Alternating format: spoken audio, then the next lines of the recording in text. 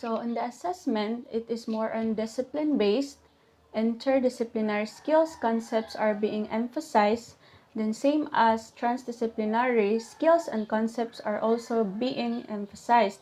And learning to know, the three of the approaches have the same goal, which is the concepts and essentials understanding across the disciplines.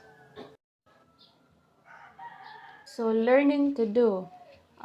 Disciplinary skills as the focal points. When we talk about focal points, so the disciplinary skills serve as the center of interest or the center of attention.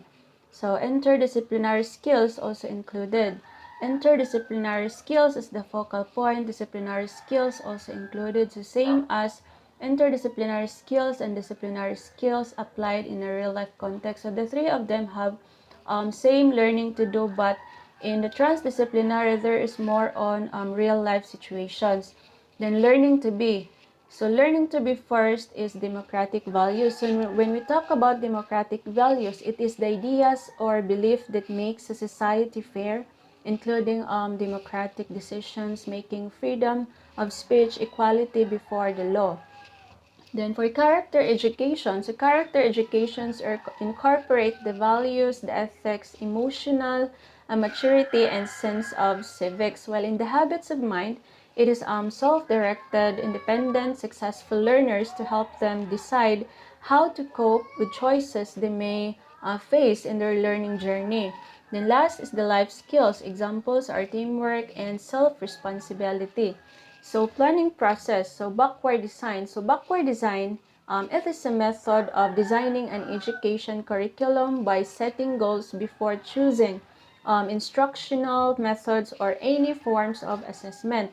Then standards based, so standard based, it is a systems of instruction, assessment, grading, and academic reporting that are based on students demonstrating understanding or their mastery of knowledge and skills expected to learn as they progress through their learnings or through educations. Then alignment of instruction, standards, and assessment. So alignment, so meaning assessment should reveal how well the students have learned what we want them to learn, while instruction ensures that they learn it. For this, of course, assessment learning objectives must given emphasis or must given an importance. Next is instruction, so constructivist approach. So when we talk about constructivist approach, it is an approach to learning that holds our students to actively construct or make their own knowledge, and that reality is determined by the experiences of the learners. Inquiry is the act of asking questions. Then the experiential learning, it is the process of learning through experiences, or in other words, it is learning through reflection on doing. While student choice, and last is the differentiated instruction. So differentiated instructions, it allows us to give our students the support they need instead of putting them together into larger communities. So it reinforces one another to be at their best, because in a smaller group we can able to monitor their learning progress. Then personal relevance, so meaning it occurs when learning is connected to an individual student's interests and aspirations, and especially on the life experiences. The next is assessment.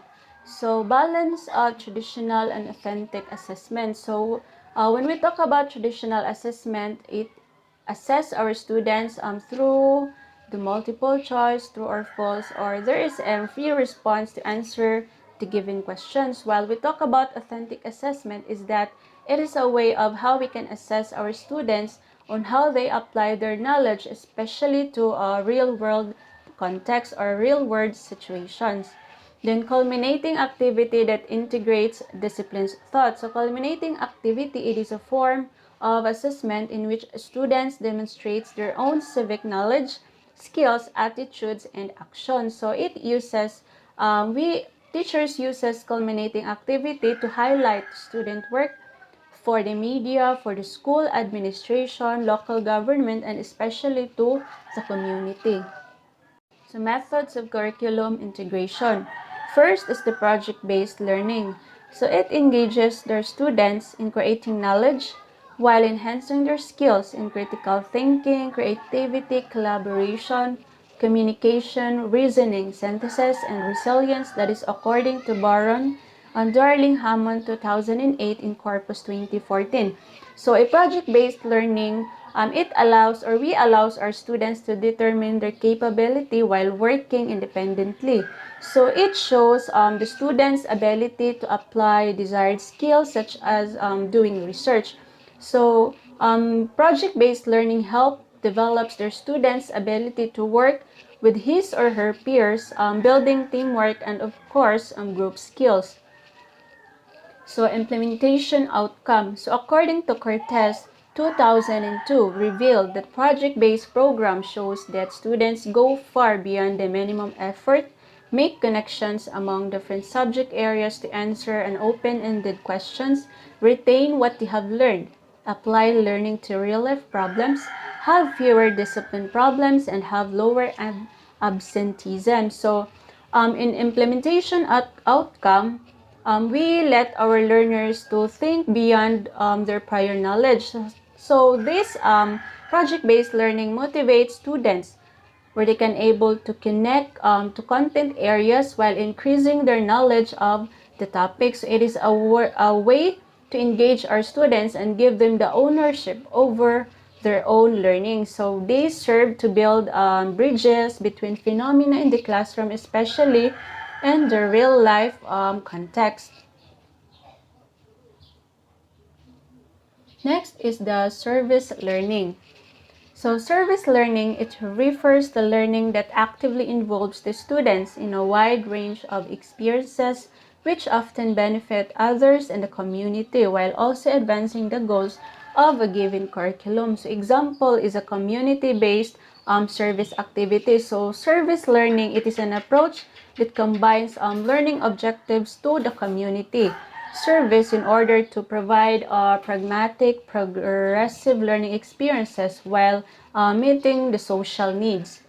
So, service learning implementation outcomes. So, according to Glenn 2001, found that more than 80% of the schools that integrate service learning into the classroom report an improvement in grade point average of participating students because as we let our learners engage the community services, we allow our students to actively participate to their community. We also mold them on how to become more responsible and how to become more participative in the society or community activities. So, service learning would enable our students to learn more.